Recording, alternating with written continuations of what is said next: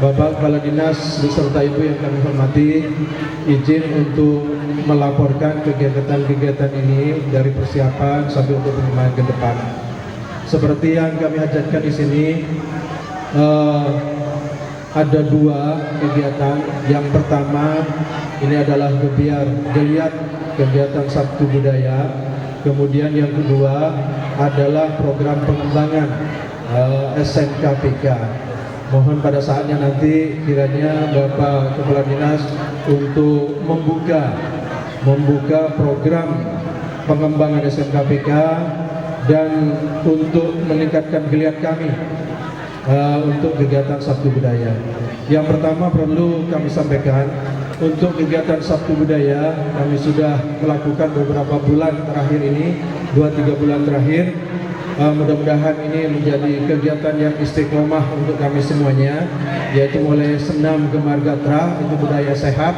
Kemudian yang kedua ada budaya bersih dan gotong royong. Kami sudah melakukan kemarin kebersihan di Gunung Sasak. Nanti kami programkan ke masjid-masjid sekitar. Kemudian yang kedua budaya religi. Budaya religi ini kami prihatin, kami melihat perkembangan anak-anak kami yang sering dia akrab dengan gadget. Kami evaluasi bersama dengan guru-guru pendais. Kita evaluasi secara keseluruhan anak-anak ini yang bisa membaca Al-Quran berapa orang. Program unggulan dari Bapak Kepala Dinas yang kemarin PJPL, PPL, dan kami sudah juga kemarin ada diklat di Jogja, itu tentang gerakan sekolah menyenangkan. Jadi intinya di sana bagaimana sistem pendidikan itu lebih memanusiakan, kemudian model pembelajaran itu lebih menyenangkan, dan metode praktek lebih memberi harapan.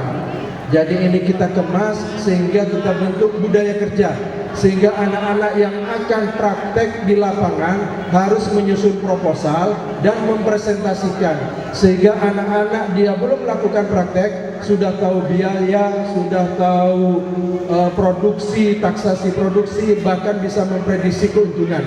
Sehingga ini menjadi harapan anak-anak tidak sekedar praktek untuk menggugurkan tuntutan kurikulum, tetapi orientasinya harus lebih memberi harapan. Nah, alhamdulillah dari program pengembangan SMK unggulan ini kami dapat bantuan. Jadi yang pertama untuk pembangunan smart class dan showroom. Smart class ini nanti untuk mewadahi anak-anak yang akan presentasi untuk praktek itu harus dia presentasi di smart class. Yang kedua, produk-produk semua program keahlian itu akan dipajang di showroom. Kemudian kegiatan selanjutnya adalah pengembangan greenhouse. Greenhouse ini nanti akan kita kembangkan budidaya yang modern, hidroponik dan irigasi tetes.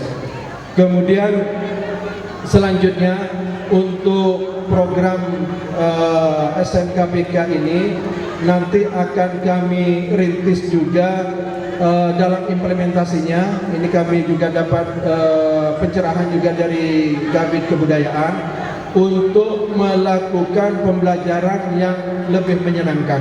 Nah, ini nanti kita akan dengan slogan berubah, berbagi dan kolaborasi. Ini akan kita kemas nanti menjadi program unggulan.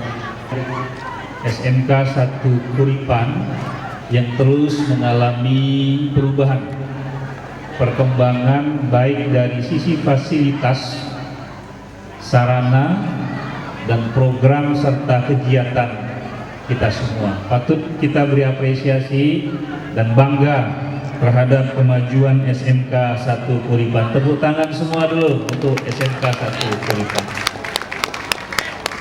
Yang dilakukan sore ini salah satu bentuk untuk membuat kebanggaan bagi Nusa Tenggara Barat, menyiapkan anak-anak kita berjiwa entrepreneur, menyiapkan anak-anak kita menyongsong masa depan lebih kompetitif, terampil, dan tentu mempunyai ciri khas atau inovasi. Maka mendukung semua itu, pemerintah memberikan solusi dengan melengkapi sarana, fasilitas, dan status dari SMK kita ini menjadi pusat keunggulan. Mudah-mudahan kelas yang dibangun di depan menjadi kelas action, kelas smart, itu bisa dijadikan sebagai eduwisata mendukung program Nusa Tenggara Barat. Karena itu Bapak dan Ibu tidak keliru kiranya kalau Dikbud terus mengungkap dan menyemangati, menyebut dan mensosialisasikan jargon-jargon kita. SMK bisa, SMA hebat, SLB luar biasa. Untuk itu maka di tahun 2021 dan di akhir tahun ini kita terus masif membanggakan dan motivasi anak-anak kita agar bisa enjoyful learning, belajar menyenangkan, belajarnya mengasyikkan, belajarnya menghasilkan. Jadi 3 kan: senang, asyik, hasil.